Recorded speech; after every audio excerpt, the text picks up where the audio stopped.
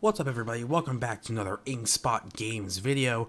And earlier today, the developers of Lorcana actually hosted a Q&A on Twitter, and they were answering questions from players, maybe to settle some confusion, and to kind of give us a better idea of how the game is going to be played.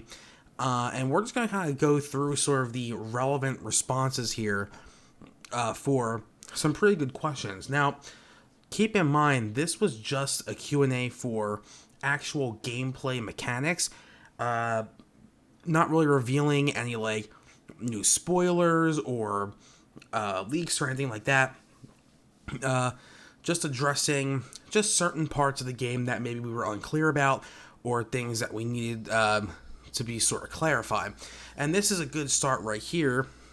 The developers were talking about shift, and we know that the mechanic of shift essentially is stacking one character on top of another and paying less resources in order to play them.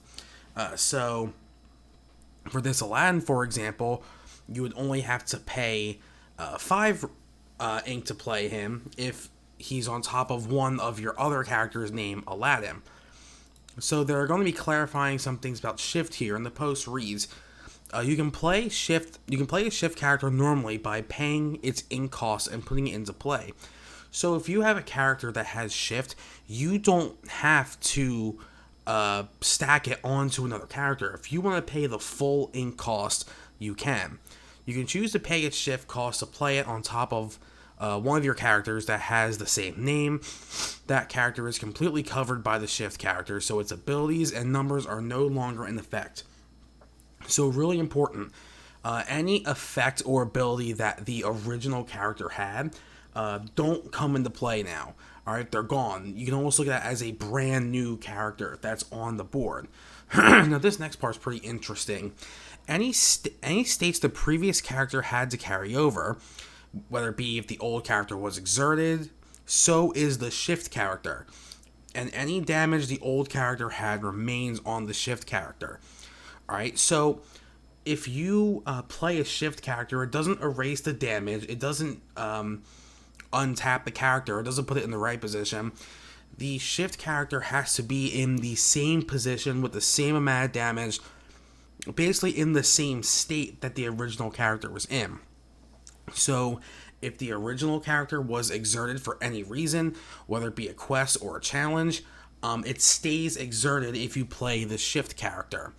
If the original character has damage counters on it, and you play a shift character on top, it doesn't erase the damage stays on the shift character. So pretty important clarification there for shift and how it works, and what kind of rules and restrictions go with that. We have, can 2 lanterns stack to reduce the cost more? And also, do they work for shifting? So if we look at lantern here, lantern reads, when you exert it, you pay 1 less for the next character you play this turn. Alright, so they ask if you use multiple lanterns, if you can pay even less if they stack on each other. And according to Disney Lorcana, they say yes, you can. So there is stacking in this game. So if you have 2 lanterns on board and you use both of them, you're paying even less for that character. So the idea of that stacking is in this game is very, very, very important to remember and keep in mind as you're playing.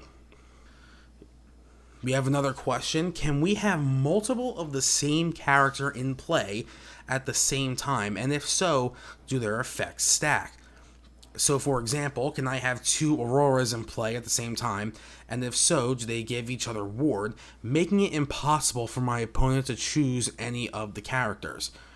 Following line of thought, can I have multiple Maurice in play? Okay, so if we look at Aurora here, Aurora says, it's a shift character, obviously, and your other characters gain ward.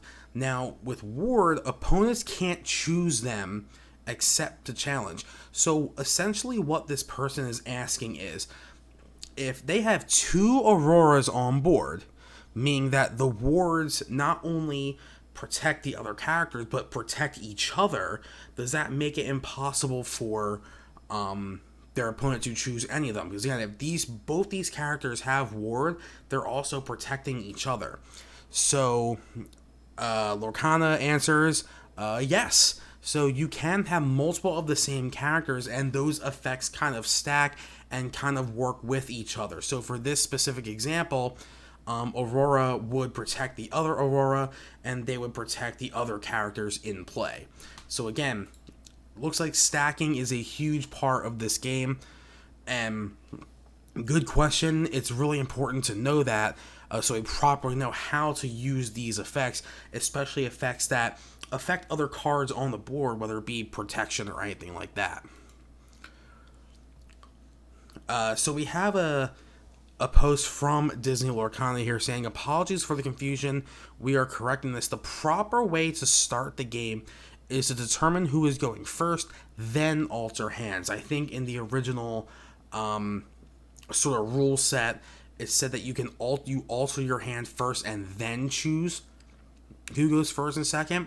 In this clarification, you need to choose who's going first and second first, and then you can alter or mulligan the hand. Alright. When can Cruella target when returning cards to hand? For example, can she target cards in the discard pile? Can she target herself? And what happens to the underlying character if she returns a shifted character to its own hand? So it's important to note here in this question, they're using the term target, where in Lorcana, essentially the term they use instead of target is choose. So if you play a card game where targeting is a mechanic, in Lorcana, that's what choose is, when they say choose in Lorcana. So Lorcana says she can only choose a character that is in play. Since she was banished, she is not in play. If she chooses a character that was shifted, both cards go to the player's hand. Next question. Once a card is put in your inkwell face down, is it hidden information for the rest of the game? Or can the owner or both players look at what's face down? How public is the information? Very, very important question. Now, first things first, if I remember correctly, in the rules it says when you play an ink in your inkwell, you need to reveal the card to your opponent so they can confirm that that card can actually be used as ink. Now, Disney Lorcana says neither player can look at them if they are not public information. Furthermore, if an ability, like One Jump Ahead, puts the top card of your deck face down into your inkwell, you don't get to see what that card was. So One Jump Ahead does this. I'm sure other cards will do this too, where they take cards from the deck and then put them in your inkwell. When you move that card from your deck to your inkwell, you don't look at it, and you don't need to reveal it to your opponent either, right? It just has to stay there. It doesn't matter if it's an ink card or not, because essentially it's basically random, right? So once that ink is in your inkwell, they don't get flipped up for any reason. Again, obviously, unless a card says so or whatever. All right, but you don't reveal that information to your opponent. What happens with cards under a shifted card? Like if you let it go Aladdin Prince Ali, does just the topmost card go into your inkwell or both? And what if he's returned to your hand? So Disney Lorcana answers, cards that are part of a stack from shift go to wherever the affected card goes. Meaning if you play Let It Go on Aladdin, Heroic Outlaw, who is covering up Aladdin Prince Ali, both cards will go to the inkwell and become 2 ink. So that's very, very interesting. Essentially, again, where the top card goes, that's also where the bottom card goes. If they're sent to the inkwell, they both go to the inkwell and you have 2 ink. If they're sent back to the hand, they go back, both cards go back to the hand. So really, really important to keep in mind, wherever the top card goes, the bottom card goes as well. Can Cheshire Cat banish a card with ward its effects? If we look at Cat here, it reads, when this character is challenged or banish the challenging character. So this is really important to pay attention to. Lorcana responds, its ability doesn't use the word choose or chosen, so it's not affected by ward. Now, again, like I said before, we talked about how other games have words like target or targeting. In Yu-Gi-Oh, you can target a card and then you resolve whatever that affects that targeted card. Now, there's some cards that don't target and just resolve regardless. So that's kind of very similar here.